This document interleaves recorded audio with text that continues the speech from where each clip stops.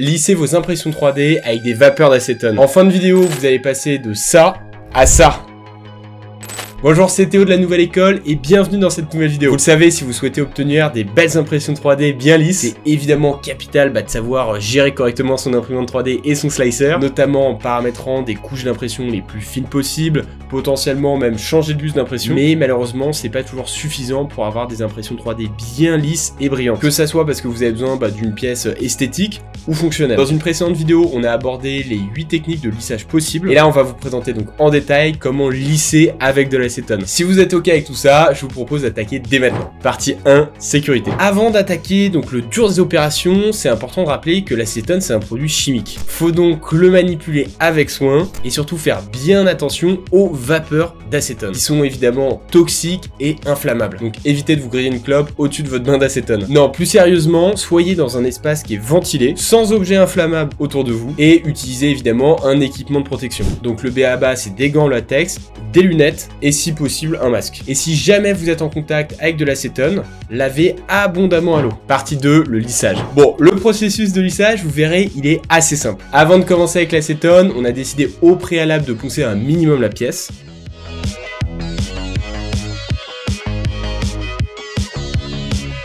Et une fois que cette dernière était pas trop mal, on a pris une boîte en plastique, comme ici.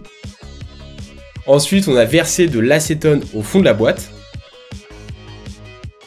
Et on a fait un petit plancher fabriqué en PLA pour pouvoir installer notre création sur cette dernière, en faisant bien attention évidemment à ce que notre pièce soit pas en contact direct avec l'acétone, parce qu'il faut que ça soit les vapeurs qui lissent l'ABS. Et pour rendre le processus un petit peu plus efficace, vous pouvez comme ici placer votre boîte sur votre plateau de votre imprimante 3D, que vous pouvez mettre à 40 degrés. Comme ça avec la chaleur il y aura davantage de vapeur, et certaines personnes installent même des petits ventilateurs à l'intérieur de la boîte pour avoir un rendu vraiment homogène au niveau des vapeurs d'acétone.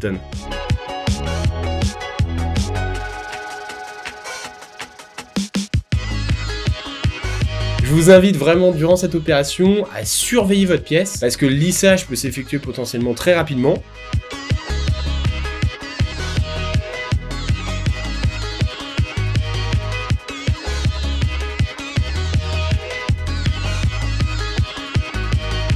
Et là, la pièce qu'on a ici, elle est restée en contact environ 2 heures avec les vapeurs d'acétone. Évidemment, ça peut varier suivant la taille de votre pièce, la taille de votre boîte et la quantité d'acétone que vous avez mis. Disons que ça va entre 20 minutes et 4 heures. Et pour avoir un résultat homogène, si vous n'avez pas de petit ventilateur, vous pouvez tout simplement tourner votre pièce durant l'opération, étant donné que le bas de la pièce aura un contact plus important avec l'acétone. Encore une fois, le but, c'est d'avoir quelque chose d'harmonieux. Si vous laissez trop longtemps votre pièce en contact avec les vapeurs d'acétone, l'ABS, il va avoir tendance à se déformer complètement. Cette technique là, malheureusement, elle ne marche pas avec tous les matériaux. Ça fonctionne donc sur l'ABS, vous l'avez compris, et ses dérivés, notamment l'ASA ou le MABS, qui sont des variantes de l'ABS. Si vous appliquez par exemple de l'acétone sur du PLA, au mieux votre matière deviendra molle et caoutchouteuse. Et en aucun cas, votre pièce sera lissée. D'ailleurs, c'est pour ça qu'on a imprimé le petit plancher en PLA. Donc vous voyez, cette technique, c'est vraiment un jeu d'enfant, malgré quelques précautions en termes de sécurité. Mais pour utiliser cette technique, encore faut-il savoir imprimer de l'ABS, qui est pas forcément la matière la plus simple. Donc si vous galérez à imprimer ce type de matière, n'hésitez pas à aller faire un tour sur notre site, pour regarder nos autres vidéos, voire même nous passer un petit coup de fil, on pourra vous aider. Et si la vidéo vous a plu, likez-la, commentez-la, ça nous fait très plaisir et ça nous aide.